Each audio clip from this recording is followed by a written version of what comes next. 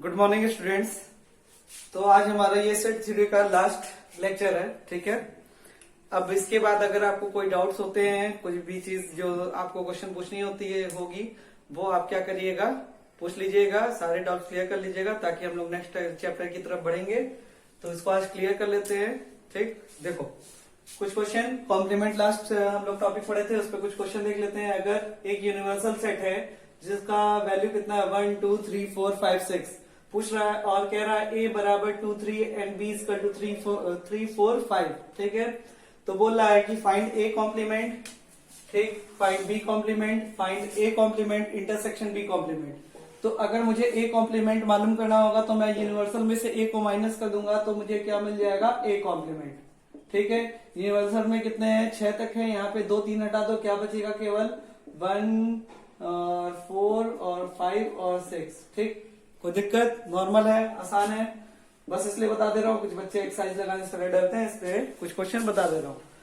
B dash मतलब B complement, B में कितने हैं 3 4 5, 3 4 5 हटा दो, 1 2 3 बचा, यानी universal minus B equal to कितना हो जाएगा आपका, कितना हो जाएगा 1 और 2 और कितना हो जाएगा 6 हो जाएगा, ठीक है। कोई दिक्कत नहीं। चलो, और a complement intersection b complement निकालना है, ठीक है। तो पहले a कॉम्प्लीमेंट निकला ही हुआ है, a कॉम्प्लीमेंट कितना है 1 4 5 6, b कॉम्प्लीमेंट कितना है 1 2 6, ठीक है। तो इसका इंटरसेक्शन कितना हो जाएगा, देखो इसका इंटरसेक्शन कितना होगा, बस दोनों में जो कॉमन हो 1 और 6 दोनों में क्या है, कॉमन है, ये हमारा आंसर हो गया। कोई दिक्कत, कोई तकलीफ, कोई दुख, कोई दर्द, चलो आगे बढ़ो। यूनियन इक्वल टू 1 2 3 4 5, ऐसे यूनियन नहीं है, यूनिवर्सल सेट है। यूनिवर्सल सेट, इसमें u बराबर दिया है set of all natural numbers, ठीक है। और a बराबर दिया है x is such that x is an even natural number. अच्छा, इवन नेचुरल, यही कॉपी में थोड़ा सा देखो छोटे में लिख दे रहा हूं, समझना, जगह नहीं है।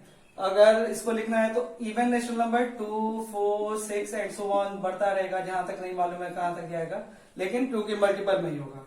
और b बराबर क्या हो गया, ऑड नेचुरल नंबर, मतलब 1 3 5 बढ़ता जाएगा, लेकिन कहां तक जाएगा नहीं पता, ठीक है। तो हमसे इस क्वेश्चन में ये क्या पूछना चाहिए, u बराबर इतना है, a बराबर इतना है, b बराबर इतना है, ठीक है। क्वेश्चन क्या था इसमें मुझे याद तो नहीं है, लेकिन जो क्वेश्चन दिया है उस तरह से ये लग रहा है कि यूनिवर्सल सेट दिया है, a दिया है, b दिया है, अब इसमें हम लोग को क्या निकालना है, कॉम्प्लीमेंट निकालना होगा। तो अगर a कॉम्प्लीमेंट निकालेंगे तो देखो यहाँ पे इवन है, यहाँ पे इवन और दोनों है, तो a कॉम्प्लीमेंट क्या बचेगा, केवल ऑड बचेगा, और यहाँ पे ऑड है तो यहाँ क्या बचेगा, केवल इवन बचेगा। कोई दिक्कत, बोलो नहीं। देखो तीसरा क्वेश्चन बहुत इंपॉर्टेंट क्वेश्चन है, यहां तक नोट करो फिर आगे बढ़ते हैं। चलो, बहुत ज्यादा इंपॉर्टेंट क्वेश्चन है, दिमाग से लगाना, देखना इसको। कह रहा है, देखो सारा लैंग्वेज का खेल है, जो मैंने बताया था, एटलीस्ट बताया था तुमको, एटलीस्ट के, और तुमको और बताया था, और या एटलीस्ट का मतलब एक होता था, जो किसके लिए होता था, यूनियन के लिए। और फिर इंटरसेक्शन बताया था, उसमें बोथ और किसके लिए, एंड का मतलब एक होता था, वो इंटरसेक्शन के लिए था, और डिफरेंस का मतलब ओनली के लिए था, ठीक है। अब क्वेश्चन देखना, let U be the set of all triangles in a plane, ठीक है। मैं मान लेता हूं सेट यू को, यानी यू का मतलब यूनिवर्सल सेट, ये क्या है, set of all triangles in a plane है, इन अ प्लेन, एक प्लेन में जितने भी ट्रायंगल हो सकते हैं, वो कैसे भी ट्रायंगल हो, उनका क्या है, सेट है, उनका क्या कॉम्बिनेशन है, that is the universal set. और ए सेट जो है, if A is the set of all triangle with at least one angle different from 60 degree. देखो मैं लिख रहा हूं पहले इसको, set of all triangle, set of all triangle with at least one angle different from 60 degree, ठीक है। तो पूछ रहा है व्हाट इज ए कॉम्प्लीमेंट, यानी ए डैश। ध्यान से देखना, दिमाग से देखो इस चीज को। पूछ क्या रहा है, मतलब बता क्या रहा है कि यू एक यूनिवर्सल सेट है जिसमें सारे ट्रायंगल आते हैं, ठीक है।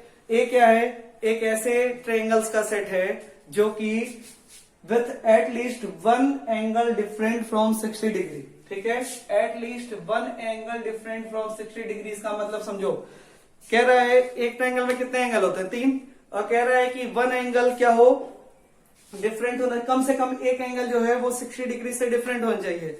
तो कम से कम एक की बात कर रहा है तो एक भी हो सकता है, दो भी हो सकता है और तीन भी हो सकता है। मतलब तीनों एंगल जो हो सकते हैं, या तो एक एंगल 60 डिग्री से डिफरेंट होगा, या तो दो एंगल 60 डिग्री से डिफरेंट होंगे, या तो तीसरा एंगल भी 60 डिग्री से क्या होगा, डिफरेंट होगा। तो एटलीस्ट वन का मतलब एक, दो या तीन, ठीक है, तीनों हो सकता है।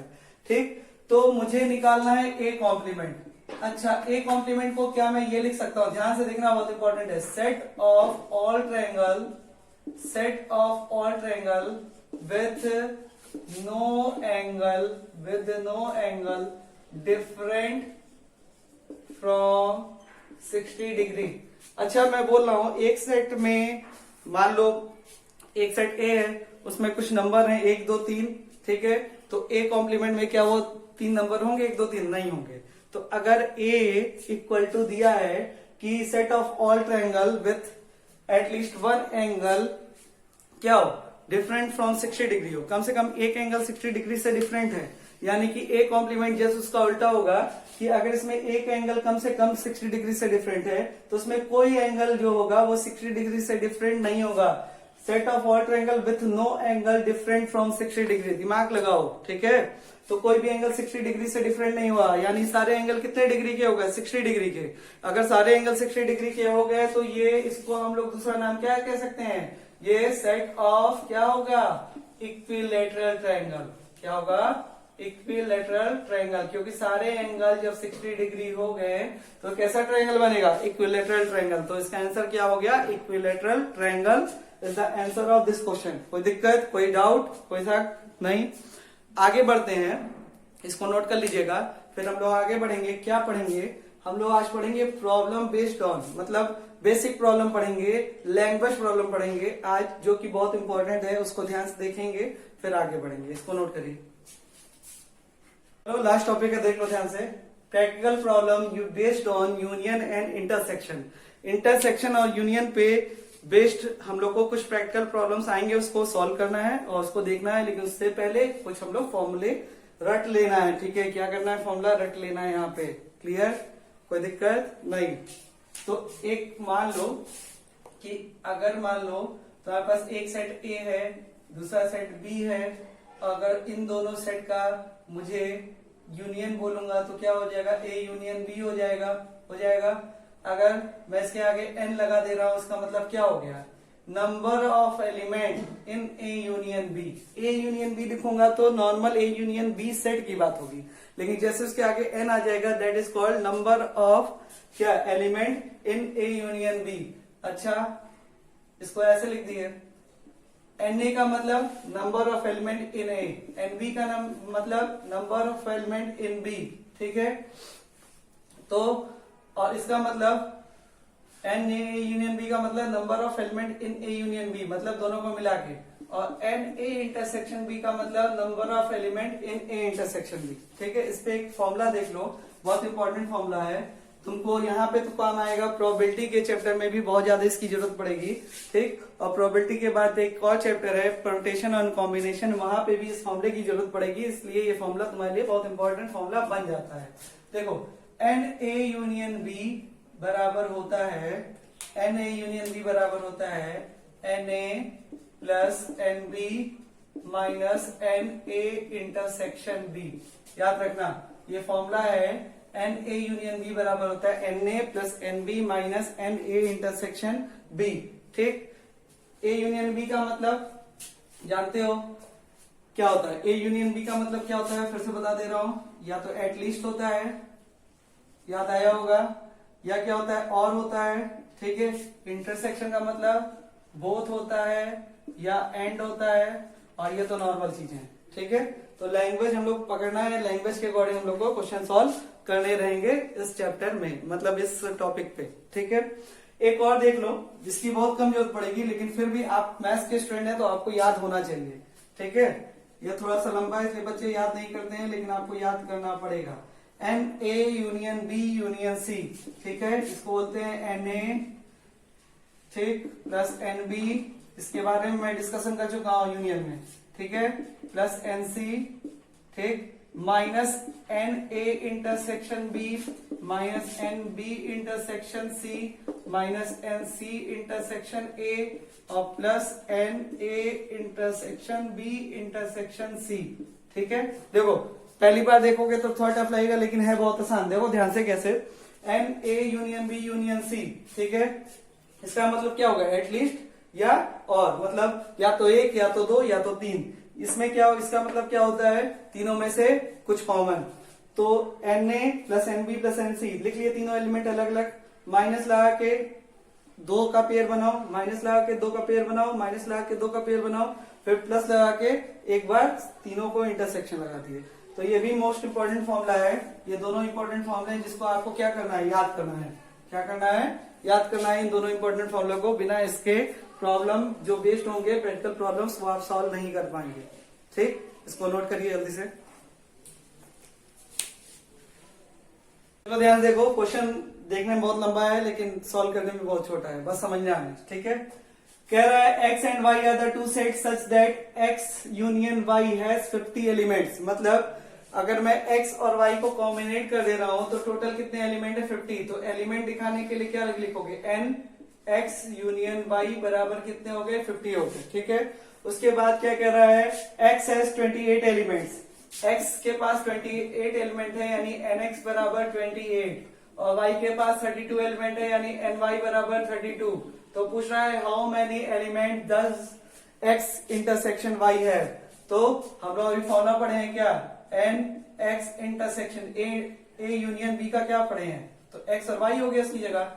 ये हो गया nx, ये हो गया ny, ये हो गया minus n x intersection y। Value रख लो 50, यहाँ पे 28, यहाँ पे 32, और इसकी वैल्यू निकालनी है। तो अगर इसकी वैल्यू निकालनी है, देखो मेरे पास जगह कम है इसलिए अपना दिमाग लगा तुम लोग। 32 और 28 को ऐड करेंगे कितना बन जाएगा, 60 बनेगा, 50 बनेगा, 60 बनेगा। ठीक है, तो ये 50 हो गया, ये 60 हो गया, x इंटरसेक्शन y हो गया। इसको इधर ले पॉजिटिव हो गया, तो x इंटरसेक्शन y बराबर 60 माइनस 50 बराबर आंसर कितना आ गया, 10 आ गया। कोई दिक्कत नहीं ना। इसको नोट करो, इसका एक और तरीका बताऊं। मान लो फॉर्मूला कभी भूल गया, ठीक है, तो उसका एक और तरीका भी सीख लो, पहले इसको नोट कर लो। देखो एक और तरीका इस पे हम लोग देख लेते हैं। जैसे मान लो कोई बोले सर वेन डायग्राम के थ्रू बनाइए, तो वेन डायग्राम के थ्रू भी देख लेते हैं। हम लोग के पास क्या है, x और y, x टोटल कितने एलिमेंट है, 50। ठीक है, और कह रहा है x के पास 28 एलिमेंट है। इसको मैं x बोल दे रहा हूं, इसको y बोल दे रहा हूं। तो x के पास अगर टोटल 28 एलिमेंट है तो 28 टोटल ये वाला होगा, क्योंकि आगे x लिखा है। अगर ओनली x रहता तो केवल इतना दूर क्या होता, 28 होता। लेकिन क्या लिखा है, x लिखा है, यानी x ये पूरा कितना है, 28, और ये वाला पूरा कितना है, 32। ठीक है, अब ध्यान देना, अब मुझे यहाँ पे क्या निकालना है, इंटरसेक्शन। इसको थोड़ी देर के लिए, ये छोटे वाले को, इंटरसेक्शन वाले को थोड़ी देर के लिए सपोज करो यही वैल्यू निकालनी है, तो इसको मैं x मान ले रहा हूं। ठीक है, अच्छा ये टोटल कितना है, 28। ठीक, ये कितना है, x। तो एक मार्कर दूसरा लूं, रेड मार्कर, चलो ब्लू मिल गया, ब्लू। देखो ध्यान से देखना।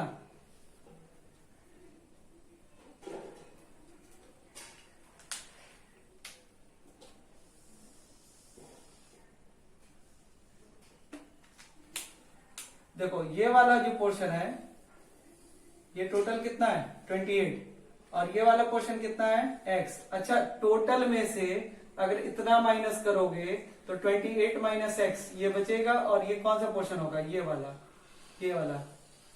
दिख रहा है, ये वाला पोर्शन कितना होगा, 28 माइनस एक्स। ठीक, टोटल कितना है, 32, ये कितना है, x। ठीक है, तो ये वाला पोर्शन कितना होगा, ये वाला पोर्शन कितना होगा, 32 माइनस एक्स। ठीक है, अब बताओ टोटल कितने एलिमेंट हैं, 50। तो हम लोग क्या लिख सकते हैं कि इसका सम किसके बराबर, 50 के बराबर। तो 28 minus x plus 32 minus x equal to कितना हो गया, 50 हो गया। एक एक्स की कहानी खत्म हो गई। ये कितना हो, 16 माइनस एक्स बराबर 50 हो गया। एक्स को उधर कर दो, ये 10 बराबर एक्स हो गया। यानी x क्या था, इंटरसेक्शन ही तो था। आंसर सेम ही आया, बस करने का तरीका क्या हो गया, अलग हो गया। तो जिस भी वे से आपको करना चाहते हैं वैसे क्वेश्चन सॉल्व कर लीजिएगा, फिर आगे दूसरे क्वेश्चन की तरफ बढ़ते हैं। ठीक है, नोट करिए। चलो एक क्वेश्चन और देखो। In a class of 35 students, कितने स्टूडेंट, चलो देखो इस चीज को। कह रहा है in a class of 35 students 24 like to play cricket and 16 like to play football, also each like to play at least one of the two games, how many student like to play both cricket and football. देखो ध्यान से language problem देखना। सबसे पहले ये देख लो कितने student total दिए हैं, 35। और टोटल का मतलब या तो क्रिकेट खेलते होंगे या तो फुटबॉल खेलते होंगे। तो टोटल का मतलब एन सी यूनियन एफ इसका जो कितना दिया है 35। कोई दिक्कत? फिर कह रहा है 24 like to play cricket, cricket खेलने वाले कितने हैं 24। ठीक, कोई दिक्कत? और फुटबॉल खेलने वाले कितने हैं, एन एफ बराबर कितना हो गया 16। अब ध्यान देखो, कह रहा है लाइक टू प्ले फुटबॉल, ठीक, also each like to play at least one of the two games, each like to play one of the two games, मतलब ऐसे कुछ लोग भी हैं जो कि दोनों में से क्या करते हैं, दोनों गेम को खेलना पसंद करते हैं। ठीक है, तो how many student like to play both cricket and football. देखो यहाँ पे क्या, कौन सा वर्ड आया है, बोथ। और बोथ के और एंड दोनों ये किसके लिए आता है, बोथ और एंड, मतलब बोथ और एंड जब भी वर्ड आता है वो किसके लिए होता है, यूनियन के लिए कि इंटरसेक्शन के लिए, इंटरसेक्शन के लिए। देखो मैं बताया भी था उस दिन। तो पूछ रहा है एन सी इंटरसेक्शन एफ क्या होगा, क्वेश्चन मार्क। ठीक, तो अब बताओ, डायरेक्ट हम लोग फॉर्मूले में रख देते हैं। क्या होता है, एन ए यूनियन बी होता है।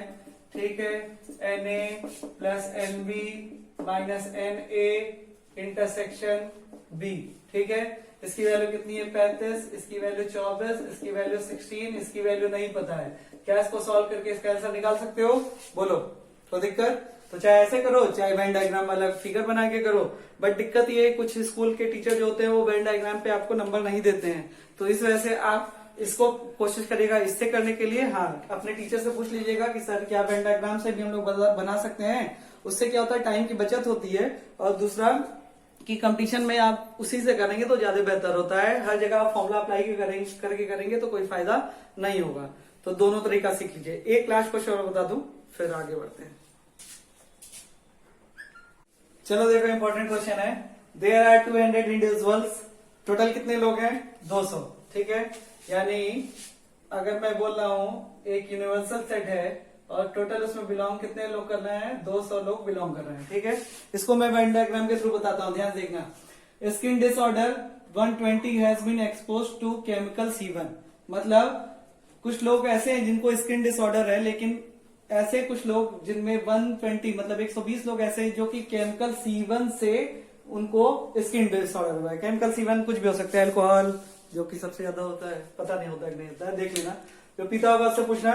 120 लोग ऐसे हैं जिनको किससे होता है, केमिकल C1 से, मतलब 120 ऐसे हो गए। 50 लोग ऐसे हैं जिनको केमिकल C2 से दिक्कत है, तकलीफ है, और 30 लोग ऐसे हैं जिनको बोथ केमिकल C1 और C2 से तकलीफ है। बोथ का मतलब इंटरसेक्शन।